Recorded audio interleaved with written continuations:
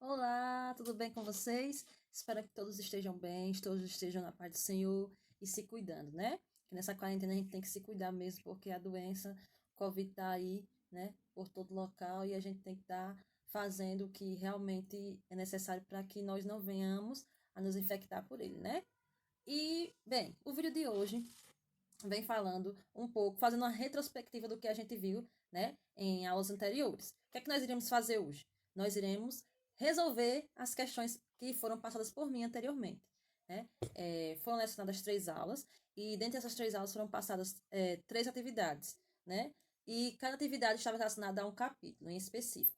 Como vocês ainda não receberam o livro, né? Mas eu só quero deixar claro aqui para vocês que nas minhas referências, eu estou sempre utilizando ele, tá? Como a minha referência principal é o livro de vocês. O livro didático é da editora Moderna, certo? Que é esse livro aqui, Observatório de Ciências, tá? Da editora Moderna. E é através dele que eu estou elaborando algumas atividades, certo?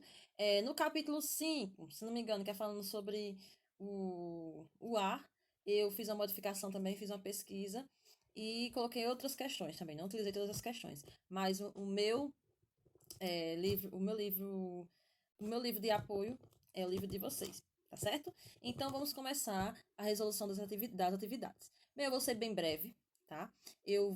As questões que eu coloquei aí, as perguntas que eu coloquei nesse vídeo, elas são apenas as perguntas, eu não coloquei os textos que regem elas, tá? Mas como vocês copiaram no caderno de vocês, vocês têm o texto e tem a pergunta, tá certo? Então é isso que eu quero que vocês façam. Vocês observem no caderno de vocês quando vocês estiverem corrigindo e tentem corrigir as que vocês erraram, né? Mediante as pessoas que me enviaram para o meu aplicativo de contato, as atividades, algumas pessoas erraram, outras conseguiram acertar, né?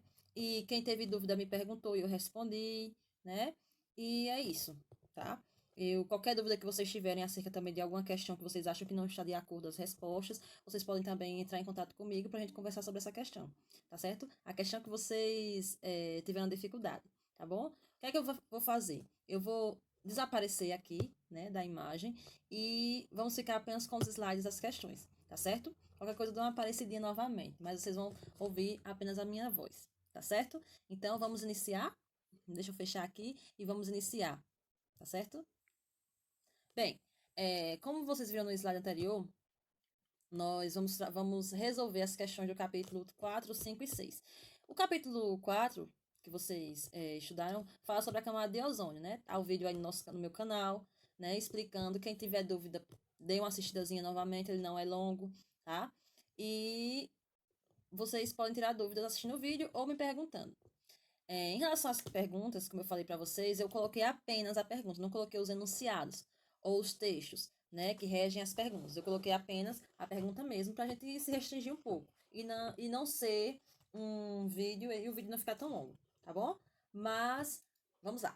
Aí no capítulo 4 vieram duas atividades que eu passei. Eu passei a atividade que vinha do 1 ao 6. Deixa eu mostrar aqui para vocês no próximo slide, tá? Essa aí foi a nossa foto da atividade, que são 6 questões. E tivemos o Observatório do Mundo, que era uma pesquisa que vocês iriam responder a partir da leitura que vocês fizessem de um texto.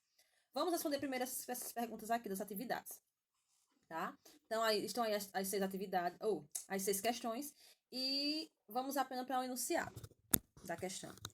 A primeira questão, ela fala sobre a estratosfera, né? A camada da atmosfera.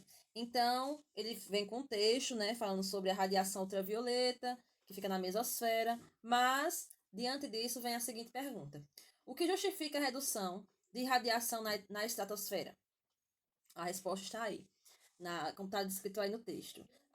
Na estratosfera ocorre o que? A redução da radiação ultravioleta, porque nela existe a camada de ozônio, que absorve a grande parte dessa radiação. Tá? A camada de ozônio está aí responsável por a captação dessa radiação. Por isso, nós sabemos que existem 3 tipos de radiações, que é a radiação UVA, UVB e a UVC. E sabemos também que, deixa eu anotar aqui para vocês, a UVA, UVA, a UVB e a UVC, né? A UVA e a UVB conseguem penetrar na camada, mas a UVC não consegue. A UVC é altamente nociva para nós seres humanos, ok? A segunda questão. A segunda questão tem um texto, né, que tem como enunciado aí. O que é exatamente o buraco na camada de ozônio? É um texto extenso, né? Eu não vou me deter a ele, vamos apenas para as respostas. Aí nessa segunda questão vem o quê? Vem a letra A e a letra B, tá? E mediante o que vocês leram no texto, vem as seguintes perguntas. O que, o que é camada de ozônio e como ela é formada? Aí no vídeo dessa aula eu explico direitinho como é que ela é formada, né? Ela é formada pela interação do gás oxigênio com a radiação ultravioleta e forma o que chamamos de camada de ozônio, né? Ela vai o quê? Recobrir a Terra, vai formar o gás ozônio que vai proteger a Terra. A resposta está aí. Vocês podem dar uma pausa no vídeo e copiarem a resposta, tá certo? Se vocês acertaram, melhor ainda. E se, pelo que vocês entenderam, a resposta está condizente com o que está descrito aí, também pode deixar, certo? Vê a letra B. Quais os tipos de radiação são total ou parcialmente bloqueados pela camada de ozônio? Aí vem a questão que eu falei agora há pouco, dei a resposta agora há pouco para vocês. A radiação UVA e a UVB, né, elas conseguem ultrapassar, sendo que a UVA, ela atinge toda a superfície terrestre, né? A UVB ela é filtrada na camada de ozônio e a UVC é totalmente barrada pela camada de ozônio, certo? Uma passa com, vamos dizer assim, vamos supor que nós estamos em uma linha e tem 3 competidores. Aí, o primeiro competidor, né, a primeira pessoa, o primeiro competidor, ele vai passar sossegado. O segundo, ele vai ter alguns, vamos dizer assim, empecilhos para passar, mas ao mesmo tempo ele passa. E o terceiro não consegue passar. Então, a UVA passa, atinge a superfície, a UVB ela é filtrada em grande parte, certo? Mas mesmo assim ela ainda consegue passar, devagarzinho ela consegue passar, e a UVC é a única que não passa, tá certo? Vamos para a próxima questão. Aí vem a terceira questão, né? Saindo da B, vem a terceira questão. Essa questão ela não tem enunciado nenhum, ela não tem nenhum textinho de base. Ela pergunta direto. Discuta quais são os efeitos da poluição causados pelo CFC. O CFC é aquele composto químico que vinha nos aerosóis, né? Nesse tipo de utensílios, né? No caso, servia muito para várias coisas, né? Aí eu coloquei um resumozinho pequeno aí, como vocês poderiam responder. O CFC, na estratosfera, como está dizendo aí, sofre transformações químicas, produzindo compostos que são o quê? Capazes de decompor o ozônio. Então, se se uma substância química é capaz de decompor o ozônio, eles são bons ou ruins para a camada de ozônio? Na verdade, eles vão causar o quê? Um buraco lá na camada de ozônio e vão danificar, vão causar sérios danos à camada de ozônio. E o CFC, né?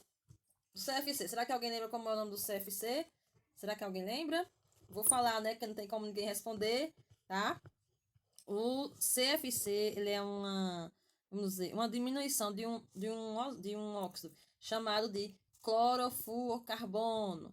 Clorofluorcarbono, certo? É uma substância química que está contida, como eu falei para vocês, né? Contida em aerosóis em geral, tá certo? Em aparelhos de ar-condicionado também, deixa eu ver o que mais.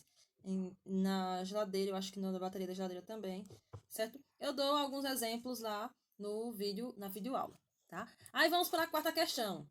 A quarta questão, ela vem com um enunciadozinho também, certo? Mas eu peguei só a pergunta mesmo.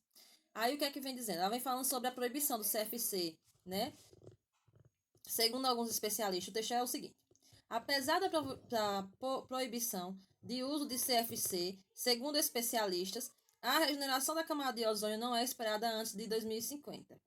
Explique, olha aí agora aqui é a continuação da questão que eu coloquei aí no slide, observem. Explique por que, mesmo cessada a liberação do CFC na atmosfera, os danos persistirão. Aí vocês vão analisar. O elemento foi liberado para a camada de ozônio. Ele está ainda na camada de ozônio. O que é que ele vai instalar? Ele vai persistir, né? Por um bom tempo. Se ele for liberado para lá e está lá prejudicando, ele vai persistir por um bom tempo. Por isso, mesmo sendo proibido, né, o uso, sabemos que muitos objetos, aerosóis, não vêm mais com o CFC, mas aquele CFC que já foi lançado vai persistir ali e ele vai continuar prejudicando de alguma forma a nossa atmosfera, certo? Mesmo que ele já tenha sido proibido, né? os CFCs que já foram liberados aí por muitos utensílios já estão na atmosfera e vão o quê? Prejudicar, tá certo? Olha aí a resposta, mais ou menos, como eu falei. Se vocês colocaram uma resposta mais ou menos parecida com essa, ela continua sendo a resposta correta, tá bom? Vamos para as próximas questões. Aí vem a questão 5, né? A quinta questão. A quinta questão ela vem com algumas palavrinhas chaves e dentro dessas palavras você vai ter que criar um texto. Esse aí foi um texto de autoria minha mesmo, tá? Eu criei um texto, certo? E vamos ver como ficou. Vou ler a quinta questão. Com base no que você estudou nesse capítulo, ou seja, no capítulo 4, né? Escreva um pequeno texto utilizando as palavras do quadro abaixo. Se você mudar a ordem dessas palavras, você pode mudar a ordem dessas palavras em seu texto, tá? Como eu fiz, né? Eu mudei a ordem e ficou um texto maravilhoso. Provavelmente vocês também tenham criado um texto muito bom e tenham utilizado todas as palavras. Como vocês podem observar, nessa questão aí, tá marcadinho de preto, né? Tá destacado aí no texto as palavras, que foram exatamente 7 palavras, tá? Então, eu vou ler o meu texto. Espero que vocês tenham feito um texto parecido. Caso alguém não fez, pode copiar o meu, tá bom? Vamos lá. A radiação UVA e UVB são radiações que penetram na camada de ozônio. Para você evitar a exposição ao sol, use protetor solar ou bloqueador solar no fator de proteção solar FPS, mais indicado para sua pele. Isso evitará o surgimento de câncer de pele e preservará a saúde de sua pele. Eita, repeti pele 2 vezes, mas não tem problema, poderia ser até o nome saúde, tá certo? Então, esse foi o meu texto. Vocês cuidem de criar o de vocês, deixa de pegar o meu. Essa pergunta é uma pergunta pessoal, tá? Vamos para a última questão. A última questão também vem um texto e ele, nesse texto, vem trazendo uma situação hipotética, tá? Uma situação aí que não existe. E era para você analisar essa situação. A pergunta, aí vem o texto, um enunciado bem grande, aí vem a seguinte pergunta, que é a que está descrita aí no nosso slide, tá? Essa questão aqui. Relacione a ausência da camada de ozônio com o seu processo de formação e infira o que podemos supor sobre o tipo de radiação que chega até esse planeta hipotético. Infira dá a sugestão, né? Aí a resposta é a seguinte, é essa que está descrita aí. Existem condições de formação de ozônio no planeta, que é a presença de oxigênio. Não existe a camada de ozônio porque provavelmente não chega até esse planeta a radiação de alta energia. E assim a molécula de oxigênio não é quebrada e não há posterior formação de ozônio. Certo? Ele está falando uma situação hipotética onde não existia a camada de ozônio, né? Não há camada de ozônio nesse planeta. Né? E porque as radiações também não causavam nenhum dano. Aí é a resposta. Tá bom? Aí está a resposta. Vamos dar prosseguimento. Aí chegamos na Observatório do Mundo. O Observatório do Mundo foi uma atividade extra que eu passei para vocês responderem apenas 3 questões. O que é que vocês iriam fazer? Ler esse texto aí que está descritozinho aí e iriam responder as 3 questões. São apenas 3 questões. 3 questões. E de fácil entendimento. Ou seja, quem lesse com atenção o texto e eu escrevesse, quem escreveu no caderno muito bem, algumas pessoas escreveram, iria achar com facilidade esse texto. Ou as respostas das 3 questões com muita facilidade. Vamos lá? Deixa eu só clicar aqui. E nós vamos ver as questões. A primeira questão, sim, aí o texto tem como título o estado da atmosfera. Tá? O estado da atmosfera é o título do texto. Vocês têm em casa, não vou ler, para nós não perdermos tanto tempo. Ok? Então vamos lá. De acordo com o texto, explique como o ozônio troposférico é formado. O ozônio troposférico é formado. Como é que ele é formado? Mediante o que nós lemos no texto, a resposta é essa.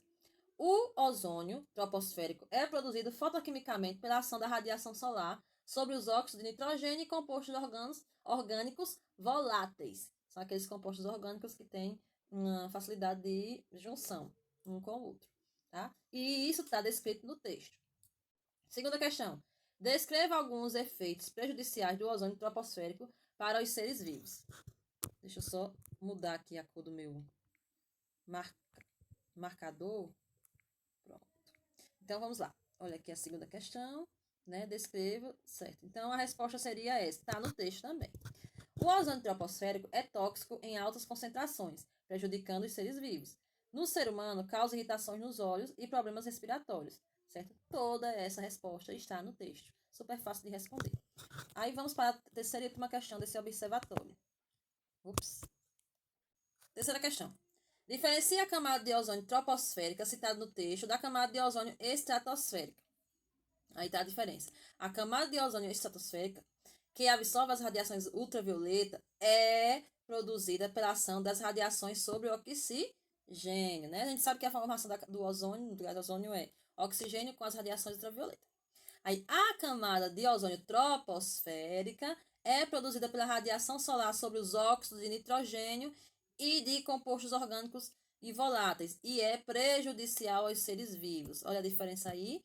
Uma é formada por a camada de ozônio estratosférica, é totalmente natural, é formada pela radiação solar e pelo oxigênio.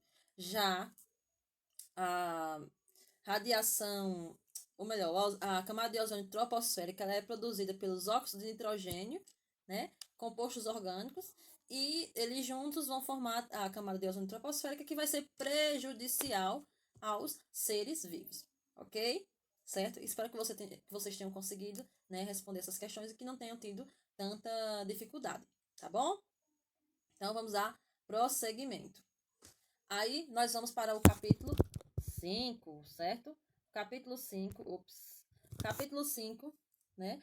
Fala sobre o ar, né? O ar que respiramos, né? Eu falei para vocês um pouco do que vinha a ser ar, né? Como ele era composto, né? Quais eram as propriedades que ele tinha. O ar tem massa, né? O ar ocupa lugar no espaço. O ar oferece resistência ao movimento, ele exerce pressão. Tudo isso foi falado na videoaula que estava falando sobre o ar, né? E não diferente do anterior, eu criei para vocês uma atividadezinha aí com 8 questões, né? Vamos ver a atividade, deixa eu passar aqui para vocês darem uma olhada, que foi essa atividade aí, que vocês iriam transcrevê-la, né, para o caderno de vocês e iriam responder, certo? Algumas pessoas, né, me enviaram, né, as perguntas certinhas, né?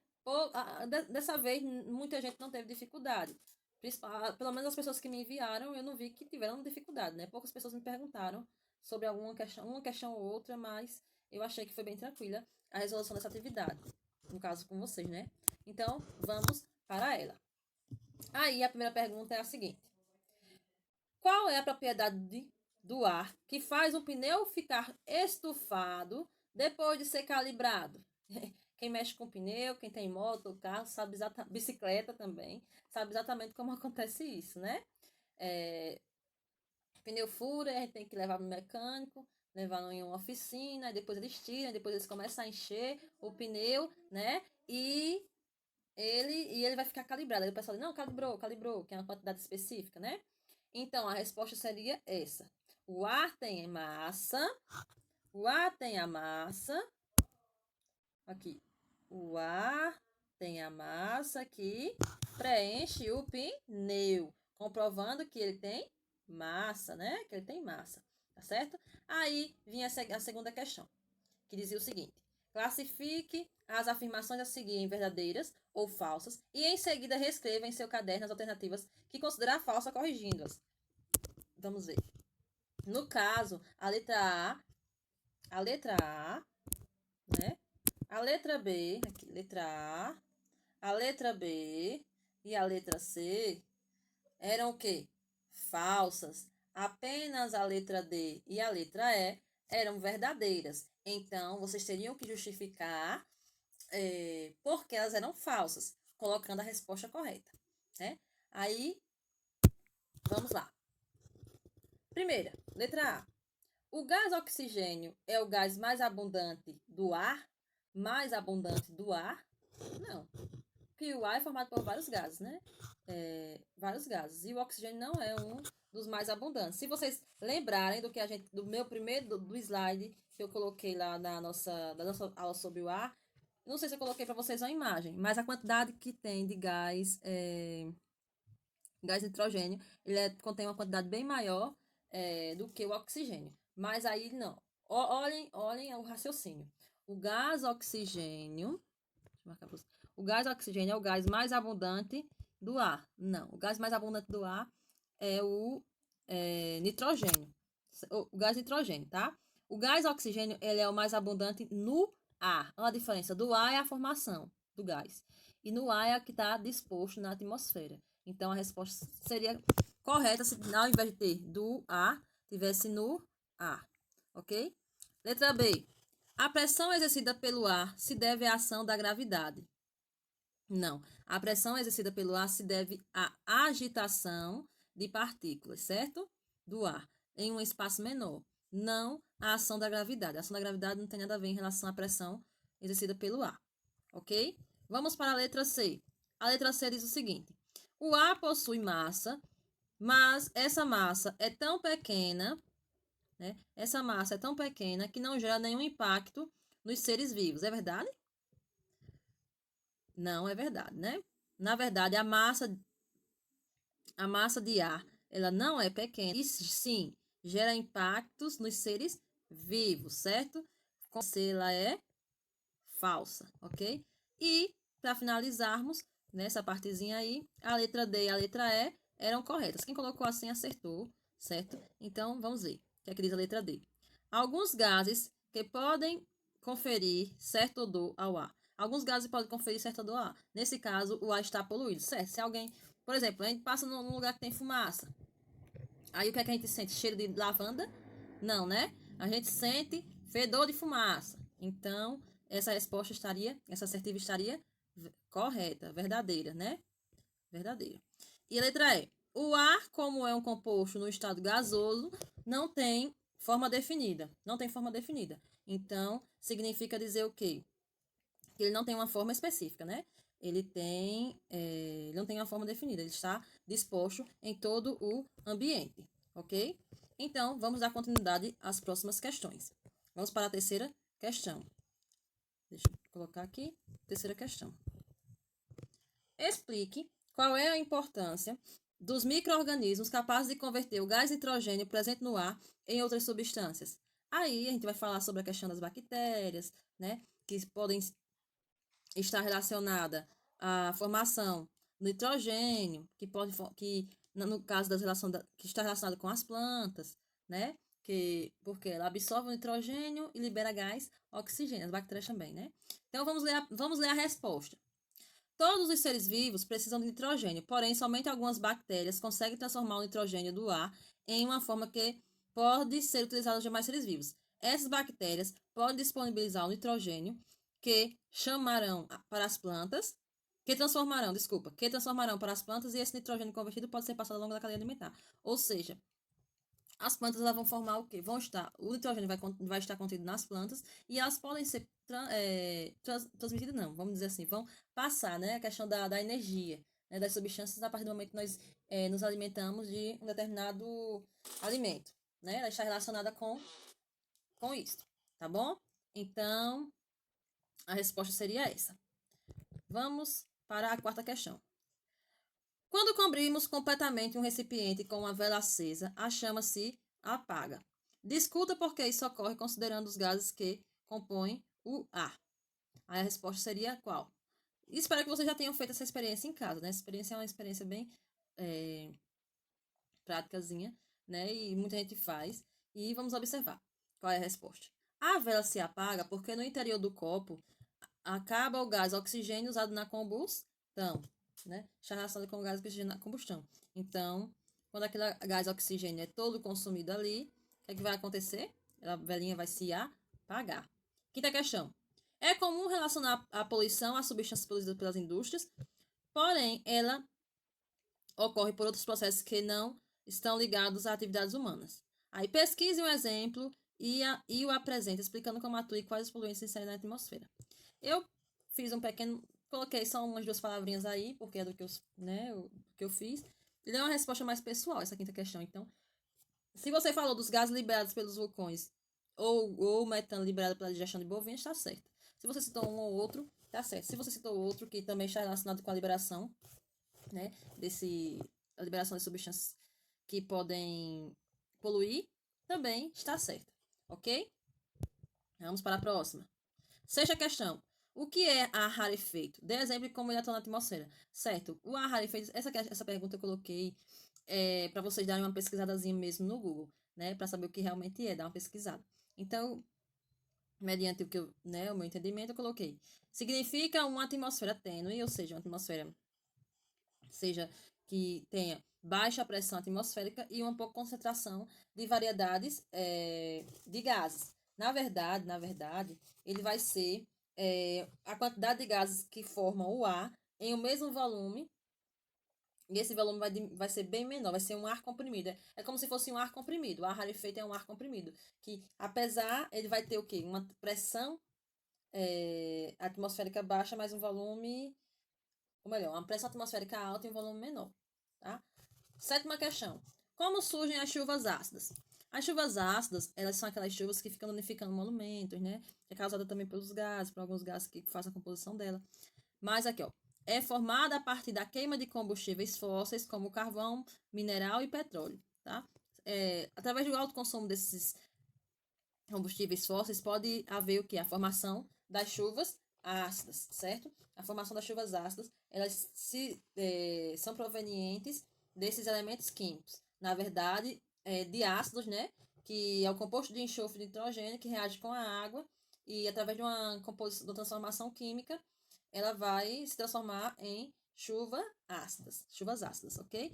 E a última questão desse nosso, a nossa atividade era para vocês fazerem uma pesquisa básica, uma simples pesquisa, falando, né, de quem descobriu o gás oxigênio, qual foi o experimento que ele utilizou para comprovar a existência desse gás. Bem, foi o inglês Joseph Priestley e Lavoisier.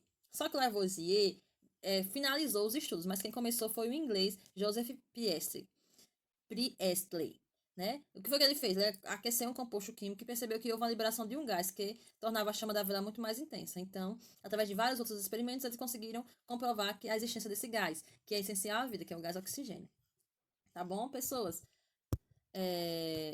Vamos finalizar, né, com o capítulo 6, que fala sobre o calor, temperatura e sensação térmica. O capítulo 6, ele foi... Eu apliquei para vocês, passei para vocês semana passada, então deve estar fresquinho, né? Algumas pessoas até já estavam me enviando, que o prazo foi essa semana, e as pessoas me enviaram até o prazo máximo que eu estabeleci, que vocês mesmos já sabem, e as pessoas responderam, os alunos conseguiram responder, tiveram um pouco de dificuldade nos cálculos, né? Mas os cálculos não são tão difíceis.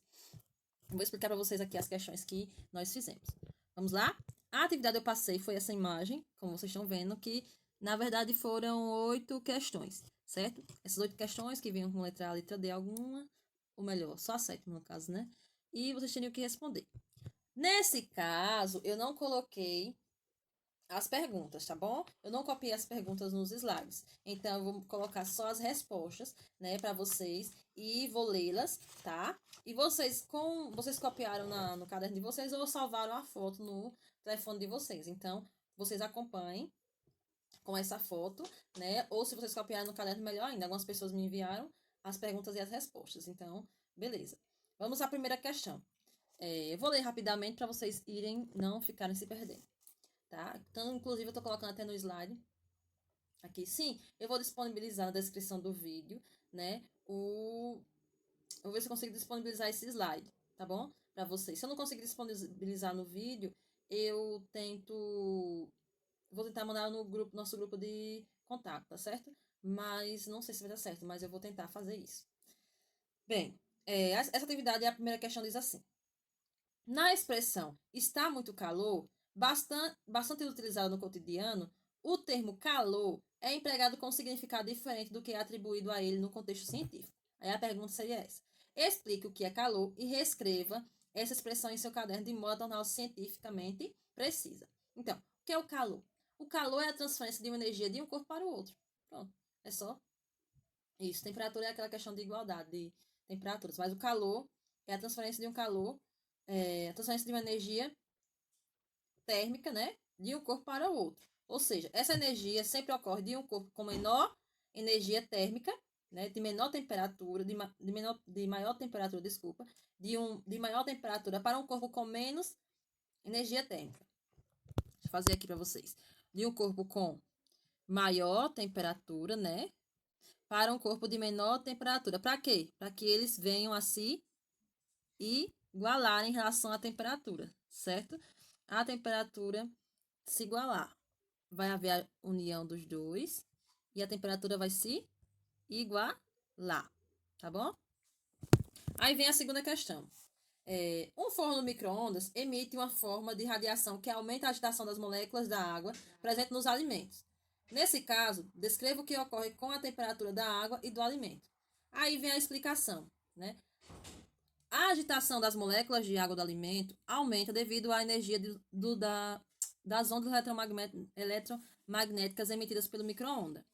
As demais moléculas do alimento, que não são de água, têm a sua agitação elevada por contato com as moléculas de água, e por isso a temperatura do alimento se eleva uniformemente. Eita, aí foi errado. Certo? Esse ponto não era para existir aí, mas tudo bem. Tá bom? Entenderam? As moléculas da água elas vão se agitar mais rapidamente, mas as moléculas dos alimentos também possuem água. Então, eles também vão se agitar à sua maneira. Tá certo? Vamos para a próxima questão. A terceira questão diz o seguinte. Pergunta. Eu estou lendo a pergunta, só recapitulando. E a resposta está no slide, tá bom? A imagem que eu mandei para o grupo de contato de vocês estão essas perguntas que eu estou ditando aqui, tá bom? Terceira questão.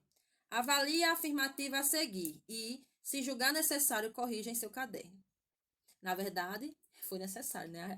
A afirmativa não estava correta. A afirmativa diz o seguinte. Quando dois corpos com temperaturas diferentes entram em contato, elas trocam calor de um corpo de menor temperatura alcance e a temperatura inicial do corpo mais quente. Não, errado. Essa parte aí que eles falam, ele troca calor até que o corpo de menor temperatura alcance a temperatura inicial do corpo mais quente. É o contrário, né? O que é que vai acontecer? Como eu falei no desenho anterior, os dois corpos com temperaturas diferentes eles vão entrar em contato e vão trocar o calor até que ambos atinjam o que chamamos de equilíbrio térmico, tá? De maior temperatura se unirá para uma menor temperatura até que eles atinjam o que chamamos de equilíbrio térmico, tá certo? A resposta é essa. Corrija, viu? Se vocês não corrigiram. Quarta questão. Olha a pergunta. Quando misturamos gelo com água em estado líquido, no mesmo recipiente, o gelo derrete e a temperatura da água líquida diminui. Deduzo como isso ocorre. A gente sabe que vai haver o quê? Transferência de calor, não é? Como foi falado no texto anterior. O que é que o gelo e a água em temperatura natural vão tentar fazer? Vão tentar entrar em equilíbrio, tá certo? É isso que está descrito aí na questão 4. Vocês vocês pausam o vídeo e copiam a questão 4. Se vocês colocaram mais ou menos como eu expliquei, né? Eles vão tentar atingir o equilíbrio, né? Por isso que a dissolução do gelo e a água tenta ficar com a mesma temperatura do gelo. Vamos para a próxima questão. Quinta questão. Quinta questão diz o seguinte. Eu vou lendo a pergunta da quinta questão. Discuta como algo contido em um termômetro permite medir a temperatura corporal de uma pessoa. Né? Aí, a explicação é essa. Coloca-se o termômetro, né, abaixo do braço e aquele líquido vai se expandindo para o interior do termômetro e vai atingir um equilíbrio térmico ali. Quando esse equilíbrio térmico ele é atingido, ele vai dar um resultado, tá? Ele vai ficar mais ou menos nessa escalazinha e onde ele parar, né, em relação à escala, ele vai dar a temperatura da pessoa, ele vai mostrar a temperatura da pessoa. É mais ou menos o que diz nessa quinta questão, tá bom? Vocês olhem, se vocês responderam mais ou menos do jeito que eu falei, tá certo. Caso contrário, pode copiar essa resposta, tá bom? Chegamos à questão de cálculo, onde algumas pessoas me perguntaram. Vamos lá. É transformar, aí no caso vocês teriam que transformar graus Fahrenheit em graus Celsius. Nós estudamos a escala absoluta e vimos que tem uma equação, né, na escala absoluta e na escala Fahrenheit, que tem como você transformar Fahrenheit em Celsius e Celsius em Fahrenheit, né? Como é que a gente vai fazer isso? Só substituindo. A forma está aí no texto, está tanto na aula como aqui. Vamos ler a pergunta. Um turista, ao desembarcar em um aeroporto em Nova York, viu que o termômetro marcava 68 graus Fahrenheit. Observem aqui que já temos o primeiro dado. Utilizando alguns cálculos, ele verificou que essa temperatura era igual à de Recife, no momento em que embarcara. Qual era a temperatura do Recife no momento do embarque? Em graus Celsius. Em graus Celsius. Olha aí. Demonstre sua resposta com cálculos. Vamos usar a forma da conversão. Como é que a gente converte? graus Celsius em Fahrenheit, usando esse seguinte cálculo aqui. Vou até colocar aqui em cima para vocês verem. TC dividido por 5 vai ser igual a TF menos 32 dividido por 9. Esse é o cálculo utilizado para a transformação de graus Celsius em Fahrenheit ou em grau Fahrenheit para Celsius, tá bom? E onde é que vocês vão substituir? Onde tiver TC, está relacionado a Celsius. Deixa eu apagar aqui. Começar de novo. Onde tem TC, é o que? Celsius. Onde tiver TF, é Fahrenheit, tá? F-A-H-R-E-I, R-E-I-T, Fahrenheit, né? Ou melhor, copiando errado o nome Fahrenheit. F-A-H-R-E-I-N,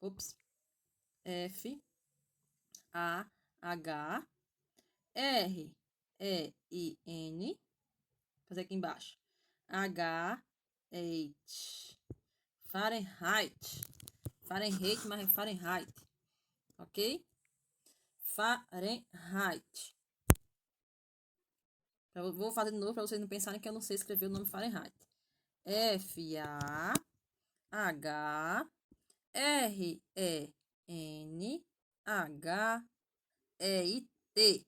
Fahrenheit. É só vocês lembrar. Fahrenheit e depois vocês pronunciam. Fahrenheit. Ok? Isso aqui é um A, tá, gente? Fahrenheit, ou seja, Fahrenheit, tá bom? Então, vamos usar essa fórmula. E vamos apenas fazer a substituição.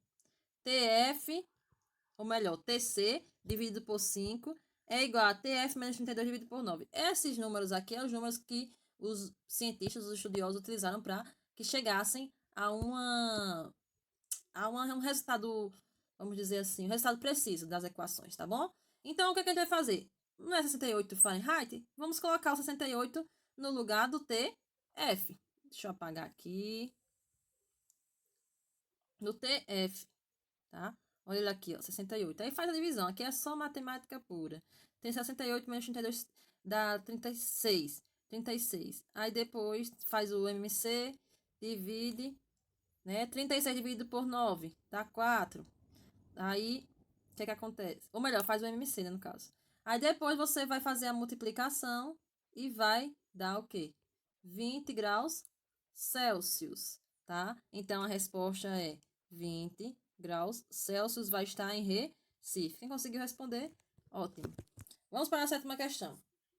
Na sétima questão, o que é que diz? Tem um gráficozinho lá e você tem que analisar esse gráfico, tá? Vamos diretamente para a letra A. Pela interpretação do gráfico, podemos afirmar que sempre que um corpo recebe calor, sua temperatura aumenta. É a pergunta. Justifique sua resposta, indicando parte do gráfico onde tem essa ideia. Aí, o que é que diz a pergunta? A gente não pode afirmar tal afirmação. No gráfico, nota o quê? Que na região B e D está ocorrendo a mudança de fase sem aumento de temperatura. Observe que se vocês estiverem com o gráfico em mãos, vocês observam que principalmente no B e no D, o que é que a linha vai fazer? Vai continuar reta, vai continuar linear. Não vai ter mudança nenhuma. Então, provavelmente vai ser nesse local, né, onde vai permanecer sem modificação. Provavelmente. Aí, letra B. Considerando que você já aprendeu sobre mudança de estado físico das substâncias, indique a que letras corresponde o processo de fusão e de ebulição. Fusão e ebulição é a mudança daquela temperatura. Então, não tem o que fazer. Vai ser a B e a D. Porque nesse momento em que há uma parada, acontece um equilíbrio e depois vai acontecer o aumento dessa temperatura e depois acontece novamente na letra D. Letra C. Qual foi a escala termométrica usada para medir a variação de temperatura durante esse experimento? Graus Celsius, tá aí na imagem, né? Graus Celsius, tá? Letra D. Qual é a temperatura de fusão dessas substâncias em graus Celsius e em graus Fahrenheit? Aí, vocês vão analisar, né? Vocês vão basear onde há essa fusão e vão colocar mais ou menos o resultado. No caso do grau Celsius, na letra B, você pode observar que é em 20, né? E faz o cálculozinho lá. Vocês vão fazer aquele cálculo usando a fórmula. e vai dar 68 graus Fahrenheit, tá bom? Tem que fazer a formulazinha de conversão. Como é a formulazinha de conversão? TC, deixa eu fazer aqui. TC dividido por 5 vai ser igual a TF menos 32 dividido por 9. Aí você faz a cálculo nessa formulazinha e consegue encontrar a resposta. Vamos para a questão 8 e última. Glória a Deus. O nitrogênio, pergunta. O nitrogênio líquido é muito utilizado em laboratórios de pesquisa para, entre outras atividades, preservar materiais biológicos, como parte de organismos. Essa substância pode chegar a menos 196 graus Celsius. Qual seria a temperatura correspondente à escala Kelvin? Aí agora a gente vai fazer a transformação de Celsius para Kelvin. Aí não vai para Kelvin e não vai usar a fórmula que nós estudamos antes, que é a fórmula do Fahrenheit. Aí já vem outra formulazinha mais simples ainda, super fácil, que é esta. Deixa eu desenhar, deixa eu mostrar para vocês aqui que é TK é igual a TC mais 270, e 3. Deixa eu apagar e fazer uma coisa mais decente. TK, T, que é um T, viu? TK vai ser igual a TC mais 273, tá? Essa é a fórmula de conversão da Kelvin para o Celsius. Provavelmente você já sabe, né? Que o TC está relacionado com o Celsius e TK está relacionado com Kelvin. Então, vamos lá. Vemos que no dado, né? A substância, ela está falando que tem o que de quanto de substância? 196 graus Celsius. E ele quer transformar em grau em Kelvin, né?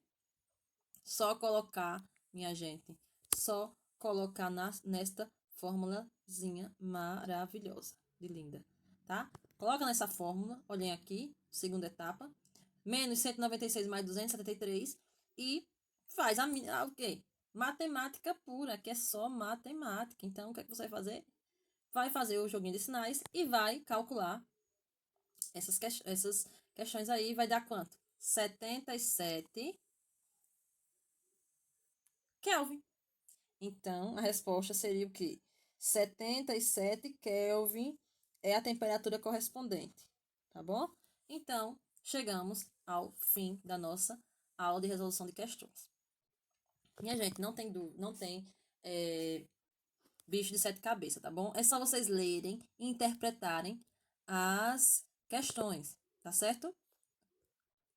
Deixa eu me mostrar aqui para vocês, né? Pra gente finalizar, tá bom? Deixa eu só baixar aqui um pouquinho, tá?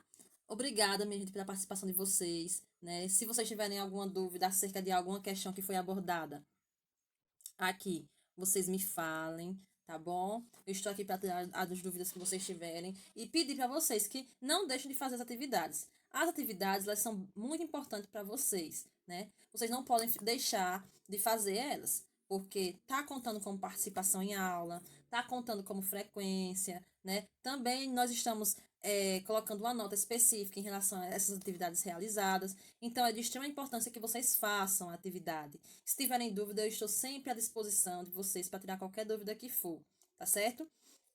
Então, vamos finalizar, porque o nosso vídeo já ficou um pouco grande, um pouco extenso, mas espero que vocês tenham aprendido alguma coisa, né? Espero que vocês tenham acertado o máximo de questões possíveis e estamos aqui. Qualquer coisa, estamos aqui, tá bom? Eu estarei aqui na minha página, estarei no meu WhatsApp, né? No meu aplicativo de contato, tá? Para qualquer dúvida que vocês tiverem. Deus abençoe vocês e um bom dia, uma boa tarde, uma boa